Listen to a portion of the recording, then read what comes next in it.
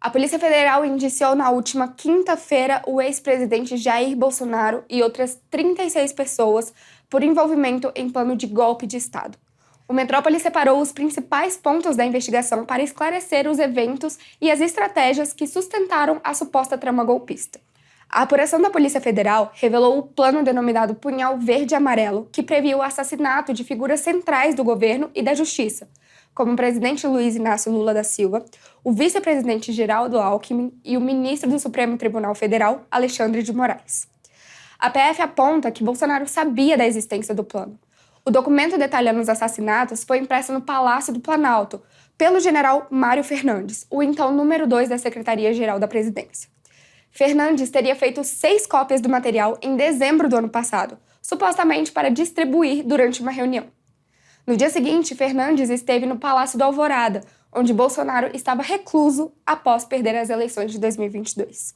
Os envolvidos no plano, conhecido como Kits Pretos, utilizavam técnicas militares para organizar as ações. Esse grupo era composto por integrantes das Forças Especiais do Exército e articulava medidas para atingir seus objetivos entre novembro e dezembro de 2022.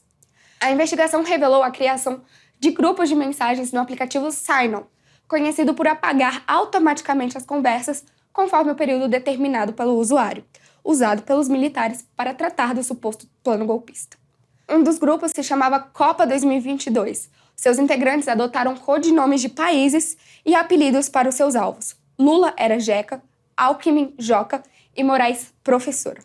No dia 15 de dezembro de 2022, um veículo oficial do Exército foi usado para deslocamento entre Brasília e Goiânia. A data coincide com uma suposta execução de uma etapa do plano que incluía a prisão e execução de Moraes.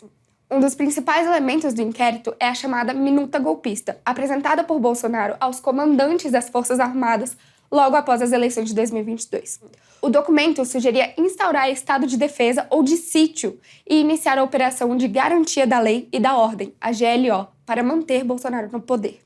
Segundo Mauro Cid, ex-ajudante de ordem de Bolsonaro e delator do caso, o ex-presidente discutiu o conteúdo do documento com os chefes das 3 forças militares. Mas apenas o então comandante da Marinha, Almir Garnier, teria apoiado a proposta. Os outros 2 comandantes rejeitaram a ideia. Freire Gomes, do Exército, inclusive ameaçou prender Bolsonaro caso ele levasse o plano adiante. Em 9 de dezembro de 2022, Cid enviou uma mensagem ao general Freire Gomes relatando que Bolsonaro tinha revisado e enxugado o texto do decreto para tornar ainda mais direto. A Polícia Federal também destacou a reunião realizada em julho de 2022 lá no Planalto, em que Bolsonaro e membros do seu governo discutiram abertamente a possibilidade de intervenção antes das eleições. O general Mário Fernandes fez referência ao golpe militar de 1964 e cobrou ações preventivas caso o Tribunal Superior Eleitoral não atendesse às demandas do governo sobre o processo eleitoral.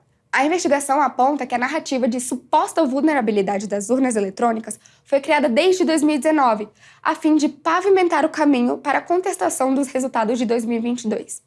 Esse discurso, sustentado por Bolsonaro e seus aliados, visava desacreditar o sistema eleitoral e justificar eventuais ações golpistas.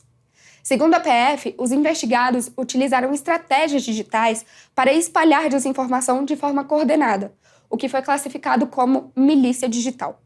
Essa estratégia também foi utilizada como base para os atos que culminaram a invasão da Praça dos Três Poderes em 8 de janeiro de 2023.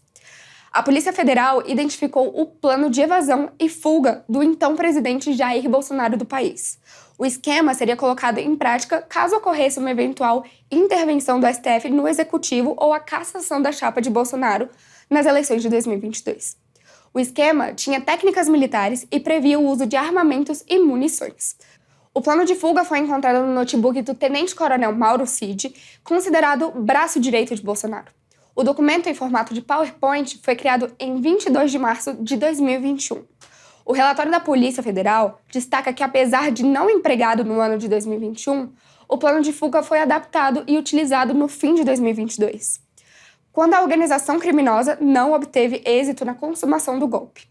Além disso, após não conseguir o apoio das Forças Armadas para consumar a ruptura institucional, saiu do país para evitar uma possível prisão e aguardar os desfechos dos atos golpistas de 8 de janeiro. Todos os 37 indiciados pelos crimes de abolição violenta do Estado Democrático de Direito, golpe de Estado e organização criminosa negam envolvimento na suposta trama golpista.